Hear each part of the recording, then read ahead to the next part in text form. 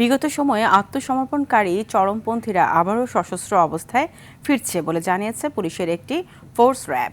অস্ত্রসহ দুজনকে গ্রেপ্তারের বিষয়ে বিকেলে রাজধানীর কারওয়ান বাজারে র্যাবের মিডিয়া সেন্টারে আয়োজিত সংবাদ সম্মেলনে এই কথা বলেন র্যাব 12 অধিনায়ক আতিকুর রহমান মিয়া। এ সময় সংবাদ সম্মেলনে র্যাবের আইন ও গণমাধ্যম শাখার পরিচালক ইন্তেখাব চৌধুরী বলেন, সিরাজগঞ্জের সলঙ্গা অভিযানে রাকিব রানা নামের একজনকে গ্রেপ্তার করে 4টি রাইফেল, 5টি একনলা বন্দুক, 2টি শর্টগান, একটি পিস্তল সহ 12টি আগ্নেয়াস্ত্র ও 897 রাউন্ড গুলি উদ্ধার করা হয়।